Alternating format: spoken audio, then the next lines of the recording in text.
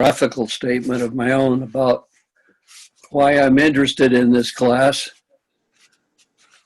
What happened? My window went up. Oh, why, and what this material means. This is much of this material I had studied partly in grad school, and some of it I taught when I was teaching Bible classes. But my interest in teaching it in the past has been the historical issue. What do these texts mean in their context? How did it influence people? What were the debates about? So I was really interested in historical information and analysis, and that was about it. Since I retired and I started looking at this material again, I started asking a different question, and that was, is any of this stuff relevant to my life? Are they experiencing anything like I'm experiencing, and so forth? And suddenly it began to dawn on me that from the time I was a young boy, I've been having dreams and experiences which have, in effect, altered my self-understanding along the way. They've been very important to me, particularly in dream work. And it is precisely by dealing with these visions coming out of the deeper sides of myself that I was able to get a handle on who I was and what was important. It also made me begin to rethink out what I thought God's reality was, if these images were in some way a communication of the sacred realm, then what's going on here? And as I began studying these other texts, particularly the non-canonical texts, I began to realize that what they're going through in terms of dreams and experiences is what I've gone through in my life too. So I began to feel like I belong in this company. This is a group I belong to.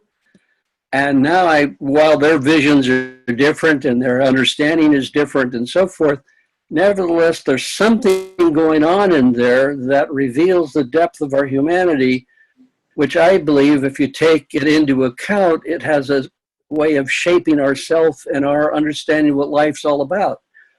So these texts suddenly stop being simply an academic matter for me, and I've been asking much more the question of, how does this impinge upon my own self-understanding? How does this help me come to grips with what I believe God's reality is?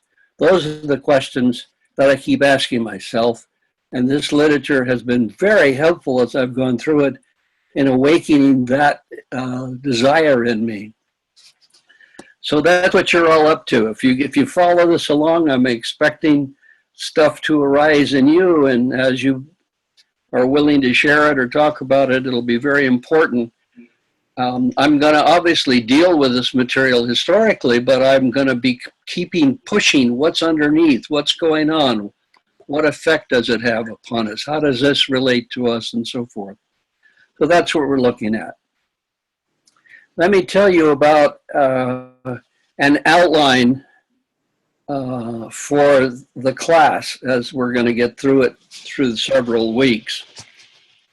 I'll tell you why we're picking up it is, but we're going to start really by looking at the prophet Ezekiel, because his vision becomes the foundation for much of what will come later.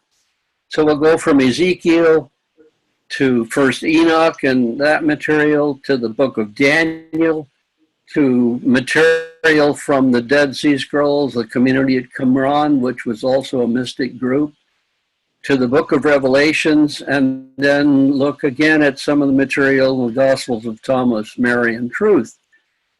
The reason I'm looking at all this, because I now see Paul as a visionary himself, and all of this visionary material, if you put Paul between Qumran and the book of Revelations, he's in a line of tradition that informs him of who he is and what's important.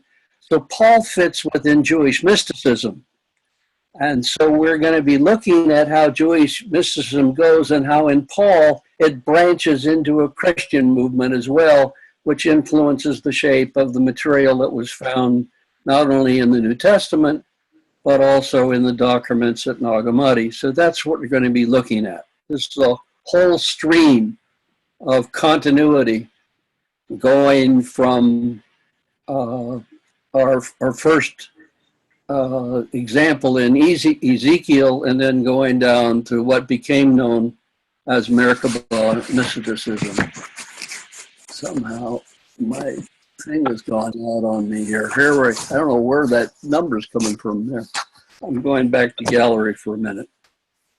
Are there any questions or anybody has about any of that before we go on to something else that's reasonably clear about what's going on and what we're looking for? Okay.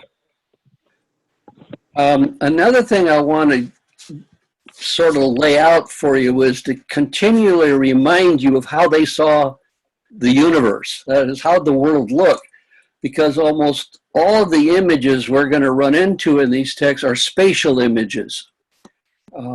Think of it now. Heaven is up. It always is up. You always go up there. That means it's past the planets, past the stars. It's on the other side of the stars. That's where God is. And that realm up there is an ideal, perfect place. It's a place of great harmony and peace. That's up there.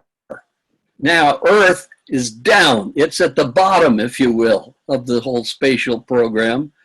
And being down, it is also a place where there are pandemics and critical, chaotic messes that we get caught up in, where evil occurs and meaninglessness dominates so much of our life. And so the earth is down, it's different, it's chaotic. Up is where paradise exists. Now, the Bible gives you a lot of reasons for why the earth is the way it is and what happened to it. One of the big stories, of course, is Adam and Eve getting kicked out of the garden, and that ushered in a whole lot of problems in history that we are suffering from, according to that. That's not the only answer given. In the Enoch literature, he will pick up the passage about angels having relations with human women and develop that into the theory there was a rebellion taking place amongst the angels in heaven. They come down earth, mate with humans, create giants. The giants then create havoc on the earth, and that's what the problem is. And so Enoch will have a different idea of what caused the problem, and therefore the solution is going to be different.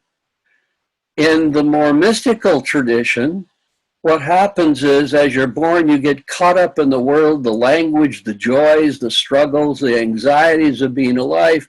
You forget who you are, and you forget that you belong to God. And therefore, the solution is to awaken out of this slumber, this almost narcotic dream that we're living in that has made us forget everything that's important. So you have different ideas about what creates the problem, and therefore different solutions are being offered. And we're going to be looking at some of that as we go through this literature. Well, if the split has taken place between heaven on the one side and earth down here, then the question is, how do those two realms ever communicate? How does God communicate to us in that distance between us, and how do we communicate back? That becomes the theme of the literature we're looking at. There's two kinds of ways in which this is done. One pattern in the literature is called descent literature. That is, God or angels or something from heaven are going to come down through space and come to earth.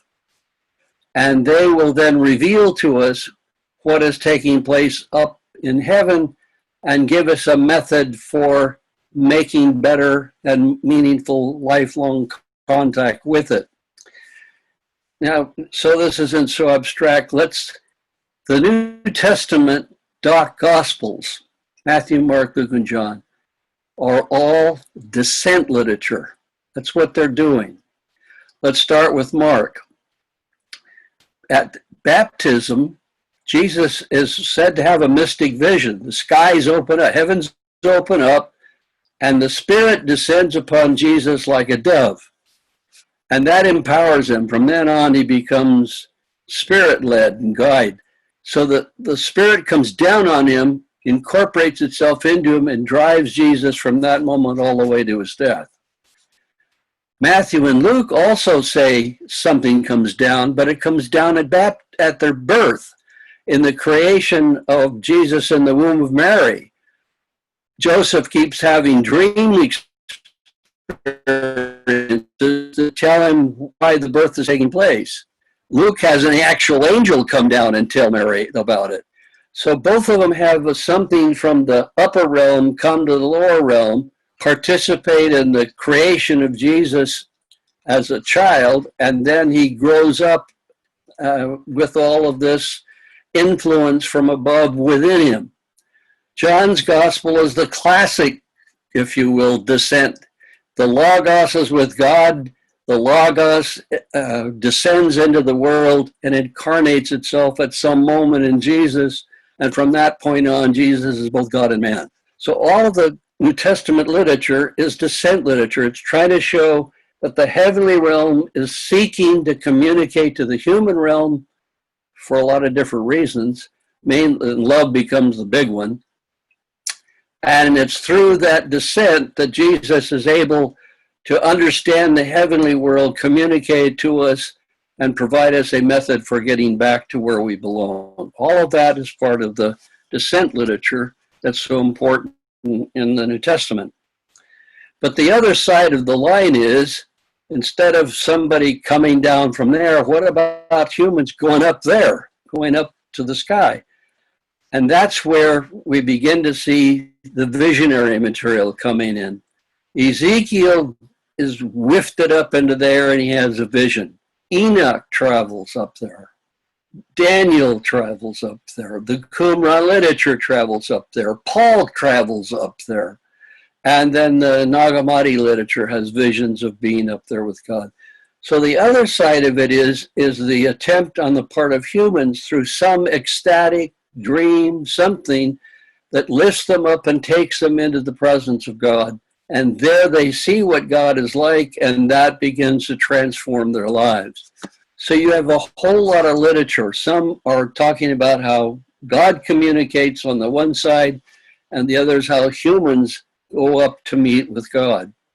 It's interesting in the Gospel of John, by the way, that John says nobody's ever come down except the Logos, and nobody can get up there until Jesus comes back and takes you up to the rooms that are waiting for you. So that the gate of heaven is closed in the Gospel of John, whereas in all this literature that we're looking at, heaven's open, the gates are open, you can get there if you can have the vision and the means of being able to do it, or the dream experiences that will take you there. So those are the two kinds of literature, and they are structured spatially because of the way they saw the cosmos. Okay, that's sort of the general theme of the literature that we're going to be looking at. Comments or questions that anybody has so far about any of that? Everybody okay? Are you all awake? All right. So, some of the literature talks about a spirit manifesting itself or communication from inside, or God is inside anyway, communicating and coming out. Now, they sometimes have a story or something that goes along with this, that something's happened before that implanted that when they were doing it. But I was just questioning, is this another category or another way of looking at it, or is this part of one of the other categories? You mean the category that there's something inside of us to find? Yeah, we realize, like waking up to it. Are you reading my notes? What? Are you reading my notes? Because that's my next topic. Well, thanks. I'm glad to be a mind reader. That's not why I asked the question, though, because obviously I wasn't. But okay, go ahead.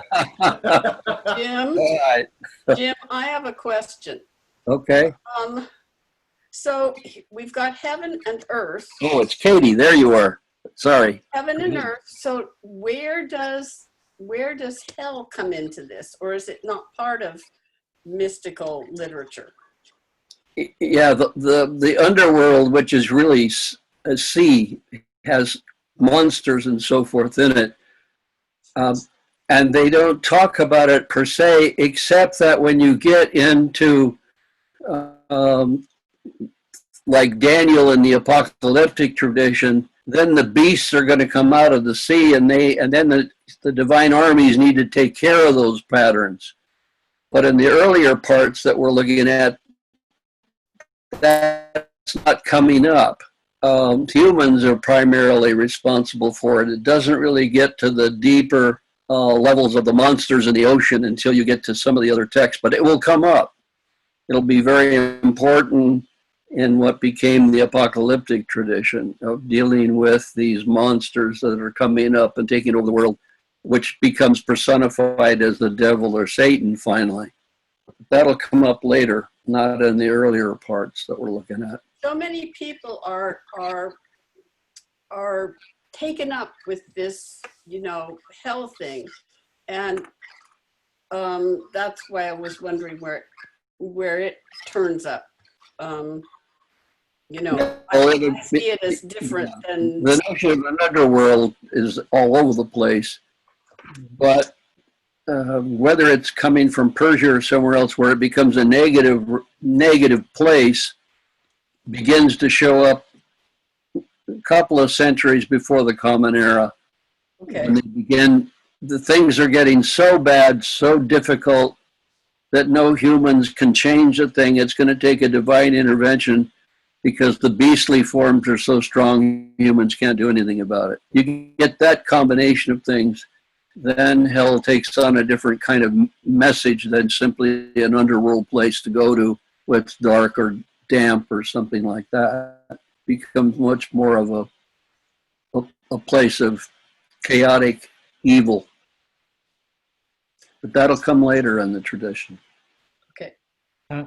A question or comment about Paul on the two types of coming down or going up. Paul seems to have both. The first experience is coming down, and later on, he then goes up. There seems to be both experiences for him. What are you thinking of as coming down? Okay, when he had his first vision.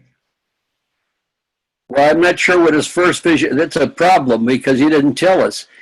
Whatever his first vision was when he's on the road to Damascus, it isn't clear whether he went up and saw the vision up or whether something came down and met him down here. If you base it on what happens in 2 Corinthians where he's traveling up, that may be more like what happened on the road to Damascus. Okay. Yeah.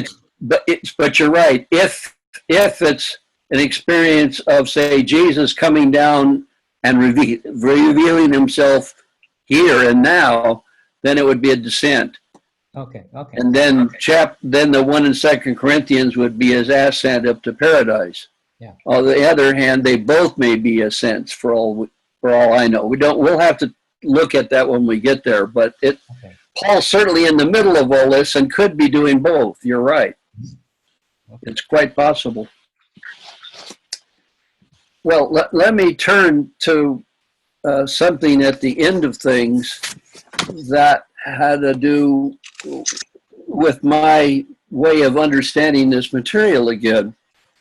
While I have no expertise in what became known as Merkabah mysticism, the word Merkabah in Hebrew means chariot or throne. And so Ezekiel's vision was always labeled the vision of a chariot throne in which God sits. And the vision of Ezekiel was so powerful that many early Jewish mystics picked it up and said, that's what we want to have. We want to have a vision of seeing God too. So they began looking for various ways that they could communicate this vision and understand it. And suddenly they began to say what Ezekiel saw as something external to himself, a vision provided for him by God from the outside. For the mystical tradition, no, they'll say, if you get stuck reading Ezekiel's vision literally, you won't understand it.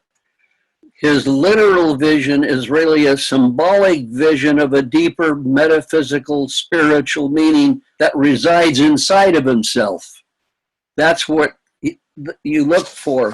So out of that tradition began Jewish mystical texts, some of which we'll be looking at, and in which they describe Ezekiel as someone who cannot be understood literally. The teachings of Ezekiel have to be understood symbolically, metaphorically, or you won't understand the depth of what they're at. So this style of mysticism began to develop in what became the Kabbalah finally. When the Jews were scattered, many of them were in Babylon, and from the 7th to the 10th century, this mystical tradition flourished and became the section of Merkabah mysticism that became into the Kabbalah. And so all of these works then are looking at their traditions and looking at the symbolic meanings that they have. And so from our point of view, from my point of view, what they're saying is something is emerging into consciousness out of the depth, the unconscious. And what is being triggered is what is now in our language called active imagination. The imagination goes to work with images and symbols and so forth. It comes out in poetry and music and art and every other kind of creativity. It comes out in our daydreams. It comes out in our night dreams. All of these images are coming out in which the imagination is at work trying to create images for us that if we pay attention to them will have meaning in our lives. Well, that's what the mystic groups, the Jewish mystic group that did the Kabbalah understood. That's what they were up to. And so for them, the notion of an ascent to heaven is simply another way of saying, I'm going deeper into myself to find out the truth. That's what they did with it. And they finally say that the search within the self is also the search for the reality of God. Those searches are one and the same.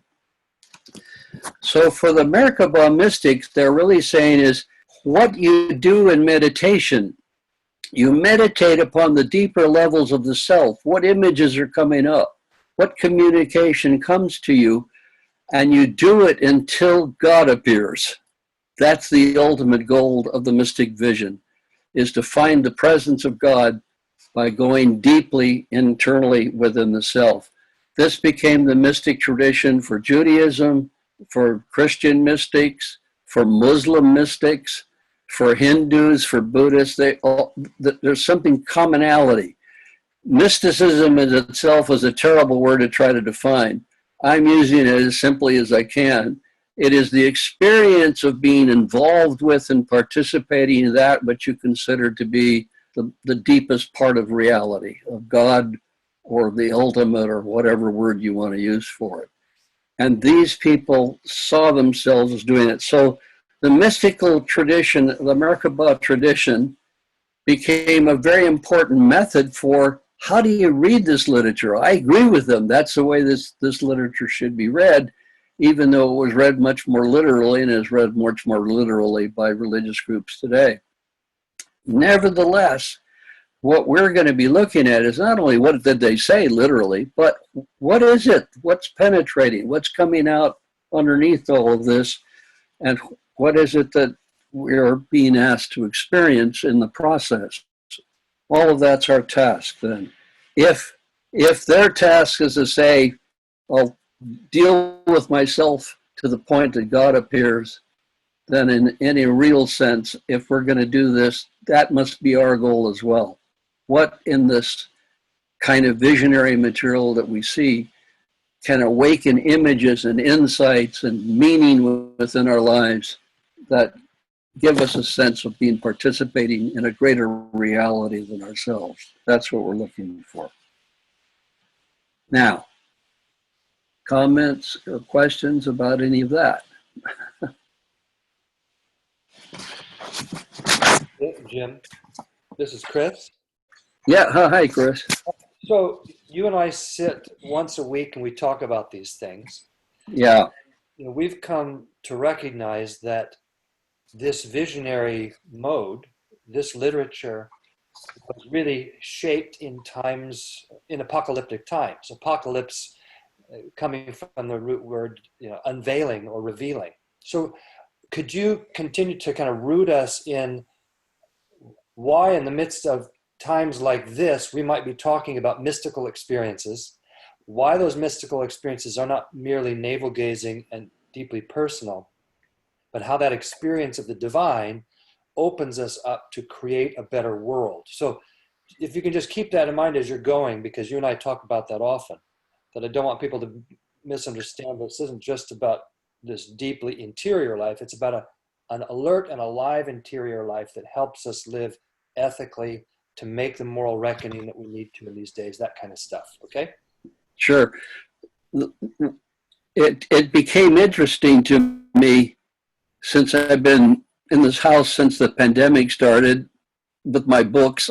So I'm doing what's usual. In the process of doing that, I'm finding out that almost all of this visionary material occurs at a time in crisis. Ezekiel's in crisis, Enoch's in crisis, Daniel's in crisis, Paul's in crisis. So it's in the middle of a crisis, which created by various things in life, political, social, economic, whatever the crisis is.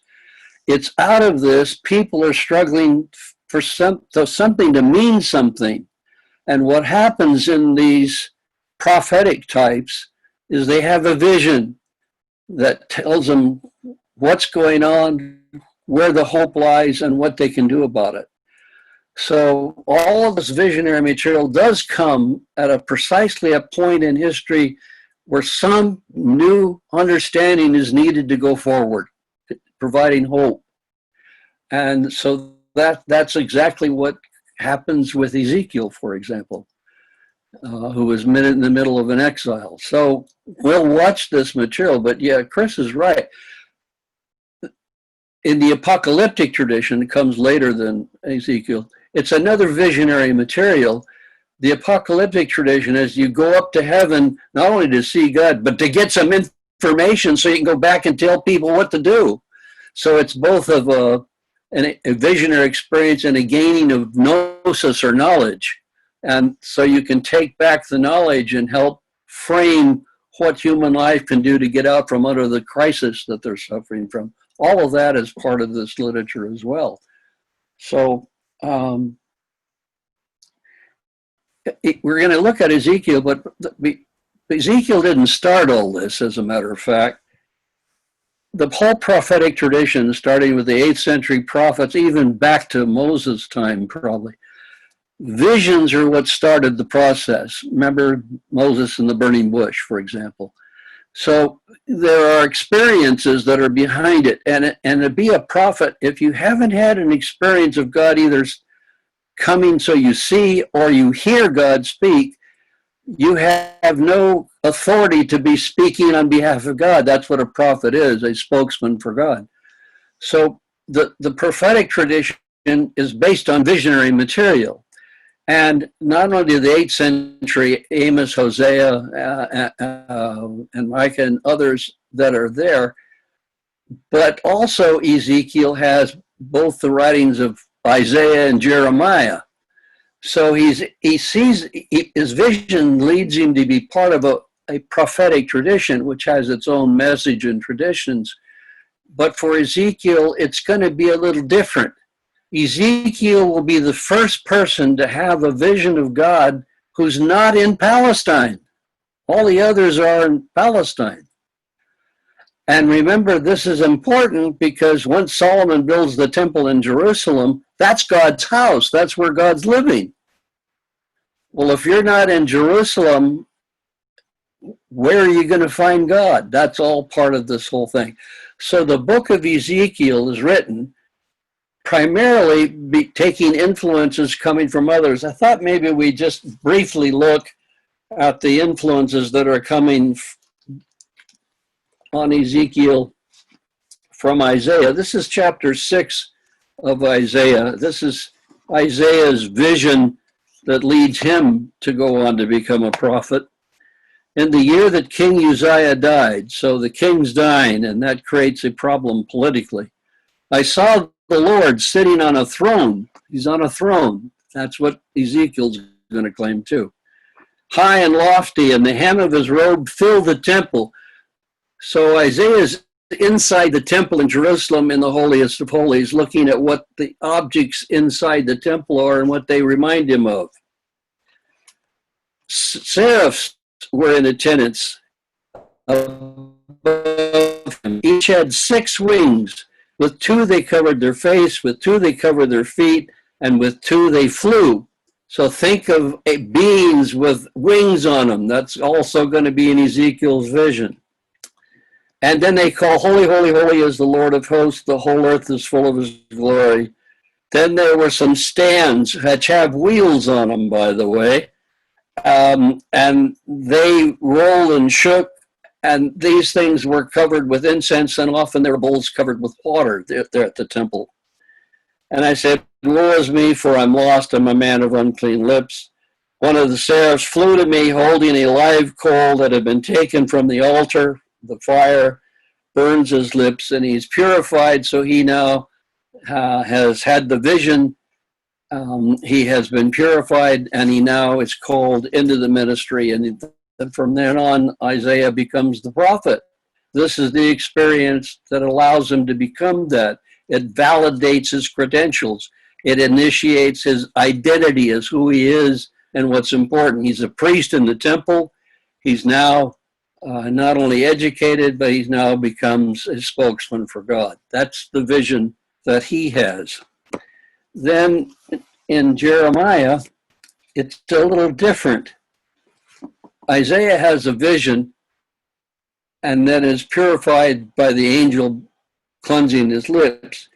For Jeremiah, it's hearing. He hears God. It says, now the word of the Lord came to me, saying, behold, I formed you in the womb, I knew you. And before you were born, I consecrated you. I appointed you a prophet to the nations. So the voice tells him, your mission now is to proclaim my message to the nation. And then, oh, Lord God, truly, I do not send me to Kedar with care. He begs off saying, I'm just a boy. Don't do this to me. He begs for mercy. But the Lord says, don't say I'm only a boy, for you shall go to whom I will send you, and you shall speak whatever I command you. Do not be afraid of them, for I am with you and will deliver you, and so forth. So he hears a message, if you will, and it's that message that convinces him that he's now a prophet and he should go on his way to proclaim his message. That's the background for Ezekiel. They are both Jeremiah and Isaiah were priests, both of them connected to the temple. Both of them are wrestling with the problem of God in a time when the southern kingdom of Judah has been under siege, both by the Assyrians and eventually by the Babylonians. So they're struggling with, what do I say in this time of upheaval? And this is the calling of both Isaiah and Jeremiah to speak on behalf of God in the midst of a crisis they're facing.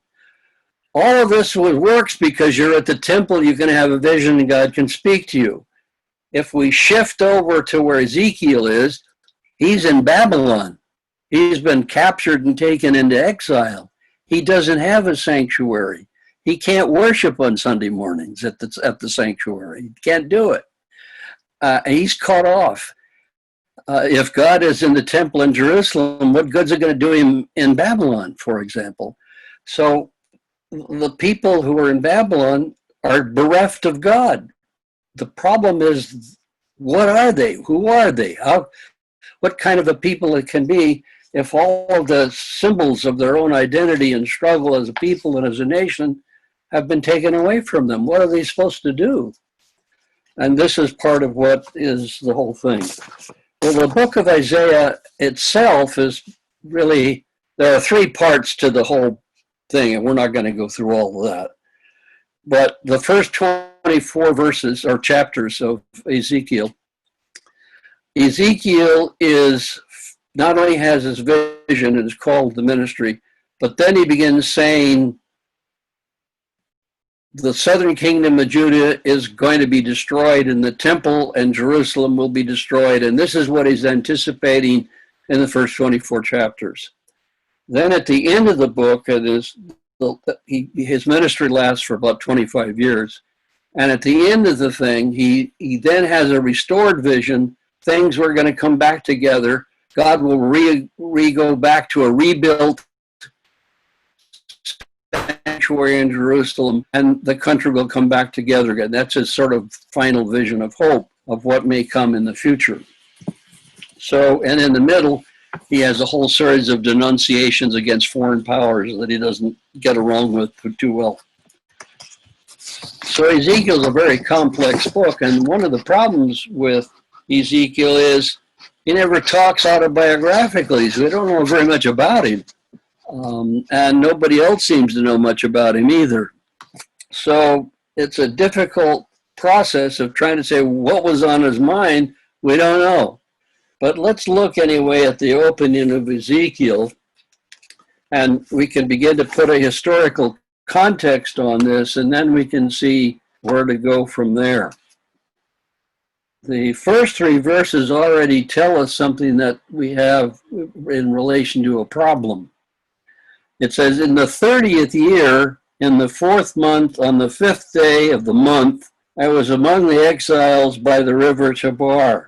The heavens were open, and I saw visions of God. So there's the opening of the heavens. The same thing is in Mark's gospel. The heavens open up in a vision. On the 5th day of the month, it was the 5th year of the exile of King Joachim, the word of the Lord came to the priest Ezekiel, son of Buzi, in the land of Chaldeans by the river Chabar, and the hand of the Lord was on him there. Notice you start from first person to third person and back. There's a whole editorial process that's very complicated that the scholars get into. We're going to avoid all of that and just take the text as we find it, because trying to do a lot of that other work will take us off in a wrong direction for where we want to go. In any case, the first three verses tells us something historically that becomes important, and let's pursue it for a minute. Let me put this away. The first question comes is, what's the 30? He says that in the 30th year. Is he 30 years old? Is it 30 years he's marking from some particular? Nobody quite knows. There is in the text the understanding that as a priest, Ezekiel being a priest, usually the age of 30 is when they begin to practice being priests. Whether that is the 30 he's referring to, nobody knows. But in any case, the other information he gives is an indication that he is in exile and has been for 5. It doesn't mean 5 years like the way we count them, but it means in the 5th year. So it could, if what happens is, historically, Babylon conquers Assyria, which was the great power in the Near East. Babylon now takes over and becomes the great empire. They are the northern power. The southern power is in Egypt. And Egypt wants to break the stranglehold that Assyria had on the area, and so they rebel against Babylon. Israel is sitting between Egypt on the one side and Babylon on the other. And what happens at this period of time is you have a series of very ineffective kings leading the southern kingdom of Judah. The political leadership is just plain stupid, to put it brightly. And they decide they don't want to, in spite of the enormous power that Babylon has, they decide, well, they're not going to support Babylon, they're going to side with Egypt. Well, of course, Babylon's not going to sit there and let this happen. So Babylon invades in order to get Egypt out of there. They knock Egypt out and force them back into their own land. And while they're there in Palestine, they wipe out many of the Jewish people, and they force them in the year 597. Many of them are taken to exile, one of which is Ezekiel. He is one of the first taken into exile by this process. Then if I can imagine where he is, Ezekiel's a priest. What's the function of a priest in that society? Well, one is they were educated. Very few were educated, but the priest tended to be educated. And therefore, one of his jobs would be to teach the Torah. What are the laws of God? What's in Genesis and Exodus and so forth? So they were teachers of the law. But their main job was to provide for the holiness of the sanctuary of the temple, to make sure the sacrifices were done correctly, and that people who did the sacrifices were there legitimately, and that they were also had followed the right rules and assumptions about performing within the temple. So if Ezekiel's in exile in Babylon now as a priest, well, he could still teach the Torah for whatever that would mean for people, but think of it, no temple, no real functioning as a priest in the temple. God is absent from our existence. He's over there and we're here. Why is God allowing all of this to take place? Why doesn't he do something about it? I suppose we've heard this in the pandemic. Why is all this going on? Where's God in the midst of all the pandemic? What's he doing? What's he doing? Whoever it is. What's happening? Well, that's Ezekiel's question. Why is all this happening? What did we do that's forcing this upon us? What do we do when we are cut off from the very things that mean something to us? We're cut off from family now. We're cut off from friends. We've watched people killed that we knew. And now we're sitting here in exile in a foreign country in which we have no real part in what's going on, and we're simply enslaved by this group. That's where we are. That's what we're suffering from. This is the crisis that the people of Judah are now in. And this is what they're looking for answers. It's at this very point in time then that Ezekiel has his vision. And the vision is in some sense a way of trying to face how you deal with the crisis that we have come under.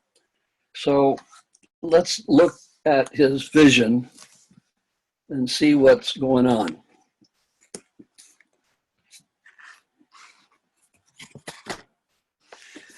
All right, it's starting with the 4th verse, he says, I looked, a stormy wind came out of the north, a great cloud with brightness around it, and fire flashing forth continually, and in the middle of the fire, something like a gleaming amber.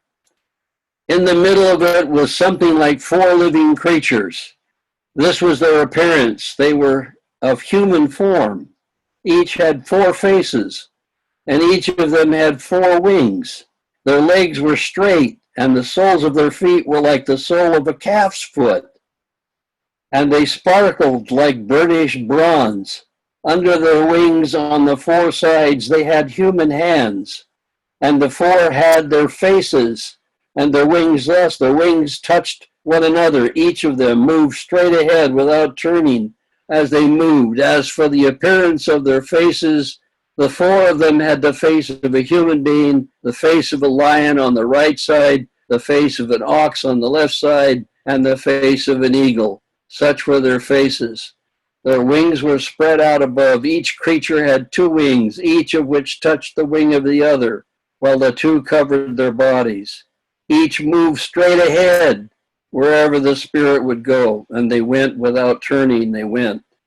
In the middle of the living creatures, there was something that looked like burning coals of fire, like torches moving to and fro among the living creatures. The fire was bright, and the lightning issued from the fire, and the living creatures darted to and fro like a flash of lightning.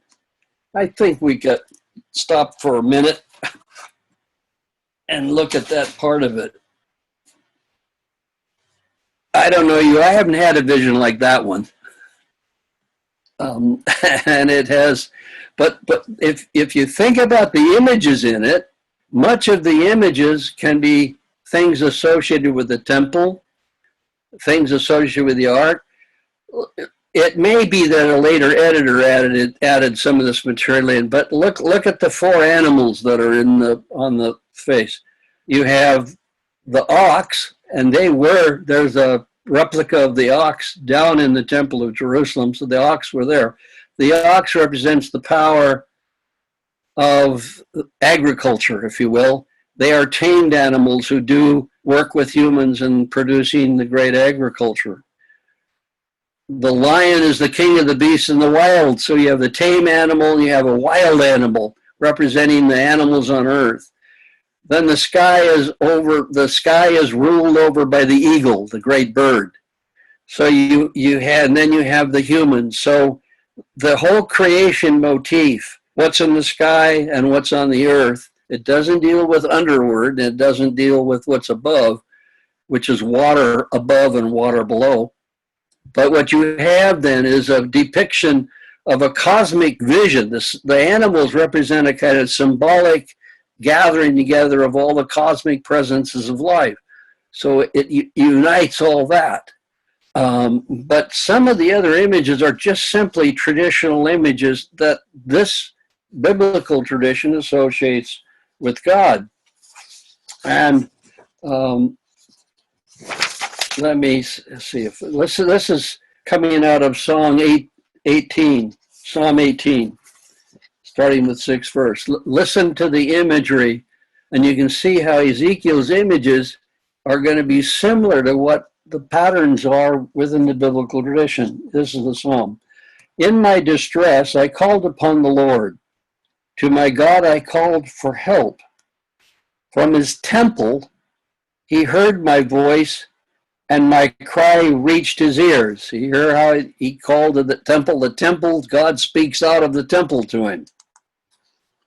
Then the earth reeled and rocked. The foundations also of the mountains trembled and quaked because he was angry. Smoke went up from his nostrils and devouring fire from his mouth. Glowing coals flamed forth from him, all of which is in one form or another in Ezekiel. He bowed the heavens, the rainbow, and came down. Those are our descent. Thick darkness was under his feet. He rode on a cherub and flew. He came swiftly upon the wings of the wind. He made the darkness his covering around him, his canopy, thick like clouds, dark with water. Out of our brightness before him there shone, broke through the clouds of hailstorms and coals of fire. The Lord also thundered in the heavens, and the Most High uttered his voice, and he sent out his arrows and scattered them. He flashed forth lightnings and routed them. So all of the fire, the power, the incredible otherness of God. God isn't like us in this sense. He's so different. And but all of these images of fire and storm and wind and so forth are all part of this tradition. Now, the Ark of the Covenant is another possible thing that Ezekiel is picking up, because the Ark was built to transport, they said, the stones of the covenant tradition, the commandments, or it carried the sacred dice, the Urim and the Thummim. It carried the rod of Aaron in it. And so that the portableness of the ark was part of the portableness of God. God went with the ark and protected the ark. It was called into battle and so forth. The genius of David was the ark was associated with the tribes of the north. David was part of the tribes of the south. And when David wanted to unite the empire, he not only picked a neutral city of Jerusalem, but he has the northern priests bring the ark down to Jerusalem and sets it there. And of course, Solomon builds the temple and puts the ark inside the holiest of holies. And this united the north and the south for a period of time until that finally fell apart between the two kingdoms. So the ark itself is built in such a way that cherubim are on it. Now, cherubim are not baby angels. The cherubs. Cherubs are huge, monstrous things with big wings and so forth. And they were carved on to the Ark of the Covenant. Their image is carved on there. And let's see if I can find something to show you here. From this book of First King tells a lot about what went on within the temple. This is 1 Kings 6:23. Listen to this. In the inner sanctuary, he made 2 cherubim of olive, each 10 cubits high. 5 cubits were the length of one wing of the cherub, and 5 cubits the length of the other of the cherub. It was 10 cubits from the tip of one wing to the tip of the other. The other cherub also measured 10 cubits. Both cherubim had the same measurement and the same form. And he goes on to describe the height of the building of these things out of the huge wood statues with great wings on them, all placed within the temple. These are the seraphs that probably Isaiah saw when he was talking about his experience. Well, in chapter 10 of Ezekiel, these beasts that have the 4 faces and everything are called cherubs, but they're not called that in the vision in chapter 1. But they later became known, and you will see in the literature later on, they'll talk about the cherubs, and they're referring to these 4 type creatures that are exhibited in Ezekiel's vision. So the one thing I want to talk to you here about is whether you have dreams, fantasies, image, poetic work, whatever it is that goes creative for you, you're going to tend to use the images and thoughts and worlds of your own experience to shape them. Ezekiel used the traditions that were in it. So he has a vision, but to make sense of the vision, he's using images of his own world and sometimes combining them, mixing together so they change appearance and become something else. And they become symbolic of various things coming together. So whether you have dreams or visions, they're going to come out. They're going to normally come out in things that you're aware of in our political, cultural world. We will tend to identify our dreams and visions with things that we know about, or we will find in our imagination things combined that we know about that'll create an image that won't make any sense to us because it's a composite of other things. So visionary material is highly symbolic. But the symbols that are used are from the world in which that person is having the vision. So he's going to use images of the Ark of the Covenant or things from the temple, or some of those animals fit in the zodiac of the Babylonian Empire. So it may be he's familiar with it. And also in the Babylonian Empire and the Assyrians and others, they had creatures that had human faces and animal feet and sort of combinations of humans and animals together. They're all over their artwork. So that also could be picked up by Ezekiel as part of this vision that he has. But his vision is unique. It's not like there's no other animals, no other visions like this. It's a combination of things that he sees. And it's a coming together of a whole lot of stuff that's part of his culture. And if it is symbolic of a lot of stuff in the temple, then suddenly the vision of the temple is occurring now within his vision. The temple just isn't in Jerusalem. Now some of those images are here in Babylon. What does that mean if they're here? Those are the kind of questions that Ezekiel's vision starts to create for him.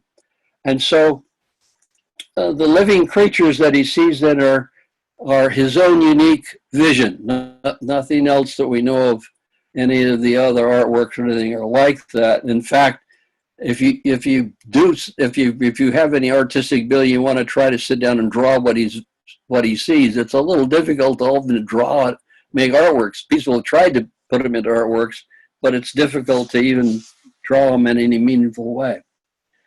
So Ezekiel then takes these images from his culture, and they're emerging out of him and providing him with this mysterious presence. What is this? Just the opening of the vision with the storm coming and the flashing of the lights and these creatures that don't make any sense within his world that are so utterly different. He's being transported into a different sense of consciousness, if you will. And I think that's what this visionary literature does. If you're at all familiar with the shamans often went into a trance in order to get messages so they could communicate to the tribes and so forth. Well, Ezekiel is having this kind of transportation. The winds and the storms are taking him to the point where he now sees the vision. And the first vision he sees is the bottom half of this whole object that he sees. And here it is, a complex unity of human and animal worlds coming together, all of which are serving the cosmic purpose of eventually allowing God to move around in the heavens as they're moving.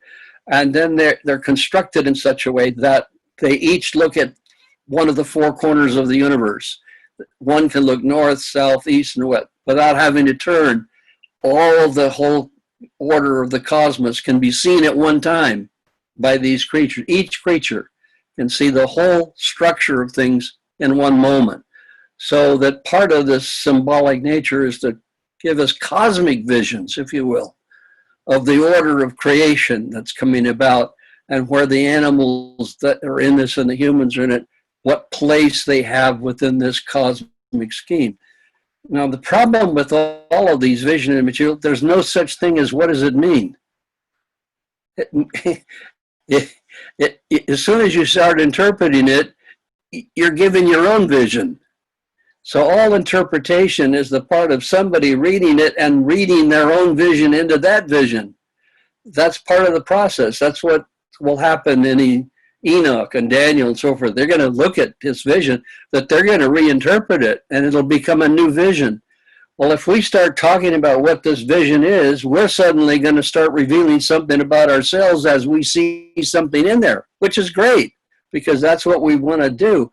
But we recognize, just like dreams and everything else, there's no such thing as what's the answer. The dreams I had way back in my 30s, as I went along in my life, what they meant when I was 30 and what they mean when I was 50, and now that I'm in my 80s, I'm always hoping for a dream again. Things are different. Things change. Interpretations change. Meaning changes. So that's the whole idea of visionary process and symbolic language. It can be reinterpreted and re-understood even in new context. Even though this is emerging from Ezekiel when he's in exile, it can be reinterpreted in another time and have another sense of what it might mean. That's the beauty of all this stuff, by the way. Yes, Steve? Yeah, you started off talking about with this vision that the temple and therefore in a way God was left behind. And then you had the Ark of the Covenant imagery that was showing up with this as well. And I was thinking about this, and then you get into other things, wings and wheels and all. This kind of restores a sort of, in a way, a portability of God to come, to get there. And also, but what I was impressed with was really the majesty of the whole thing, just trying to describe it. This is something where God is not left behind. The image is a powerful image that reaches out and isn't really within a certain boundary doing this. And so even though the specific imagery didn't really make anything click within me, I got the idea of the majesty of it and the power of it.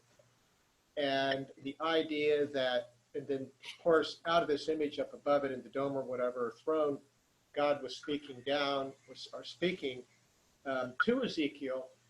And so basically God is still with them, even though they're exiled through Ezekiel. And then as you were saying, he brings the explanation of what they did wrong and why they're in this fix and so forth going through. But that's what really impressed me when I was looking at it, was the idea of conveying the majesty of this, which overcame the physical distance and the feeling of abandonment of the exile. Yeah, and you're again anticipating things. Um, yeah, part of you could ask, what kind of God is it that's appearing in this kind of image? And certainly something that's quite different than anything you can think or imagine. God's a lot different than us. And the fact that it has great power, majesty, beauty, complexity, all of that's going to show up as well. But you're right, there's a sense in which Israel's understanding of the otherness of God becomes very important in Ezekiel. That God's majesty and power and purpose are beyond our ability to understand, and we can get images of it and it can inspire us, but it's still beyond our capacity. All of that, I think, is part of what this vision is. Well, we haven't finished the vision and we're out of time. Well, we're going to go on with the rest of the vision because the big culminating experience is still to come. That is where he sees God.